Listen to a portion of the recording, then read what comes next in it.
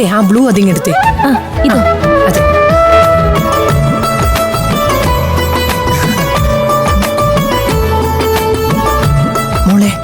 മോളിങ്ങനെ സങ്കടപ്പെട്ട് നിൽക്കില്ലേ? കുട്ടികൾ പറഞ്ഞിട്ടല്ലേ നമ്മൾ വന്നത്. സന്തോഷമായിട്ട് നിൽക്കേ. അവർക്ക് ആദ്യം എടുക്കാം. മോളെ, മന്ത്രം കൂടി ഒന്ന് സെലക്ട് ചെയ്തേ. വാ. അനിയത്തിമാർക്ക് എടുക്കട്ടെ മാമി, അങ്ങനെയാ എന്റെ ശീലം. അവർക്കെന്തേലും സെലക്ട് ചെയ്തിട്ടേ എനിക്കെന്തേലും എടുക്കൂ. പലപ്പോഴും അവരാ എനിക്ക് എന്താ വേണ്ടെന്ന് സെലക്ട് ചെയ്ത് തരാ.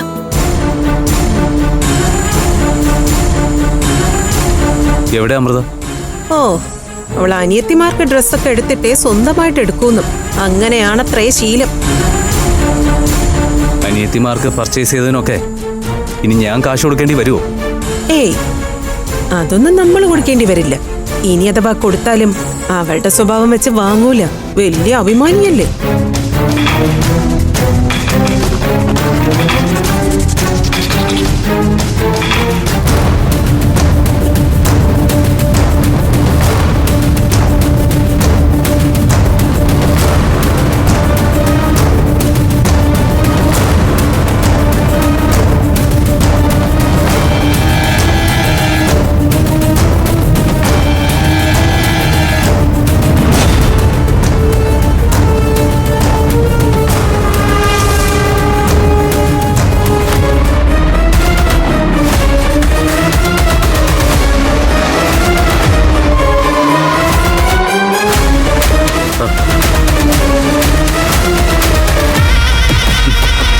എന്നെ മനസ്സിലായോ?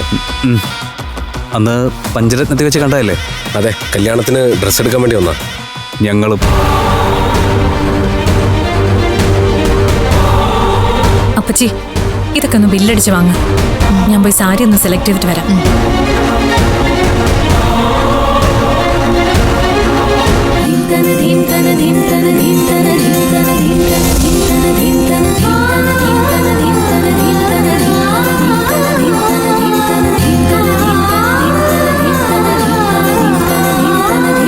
കഴിഞ്ഞു നിങ്ങളുടെ പർച്ചേസ് ഒക്കെ? ഇല്ല, കുറച്ചുകൂടെ ഉണ്ട്.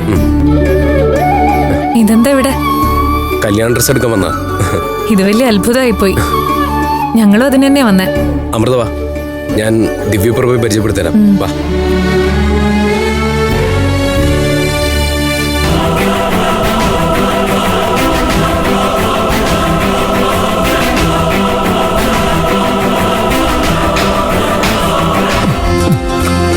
കല്യാണക്കുറി കണ്ടപ്പോഴേ ഈ പേരിന്റെ സൗന്ദര്യം ശ്രദ്ധിച്ചു.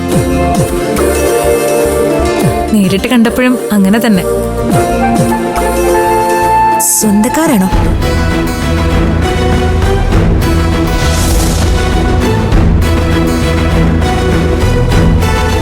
ഫാമിലി ഫ്രണ്ട്സാ.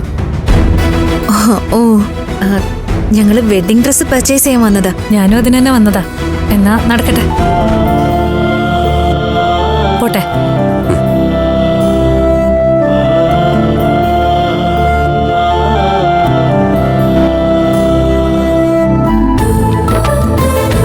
ആ സാരി എടുത്ത്. അതെത്ര രൂപയാ? ഇത് 20,000.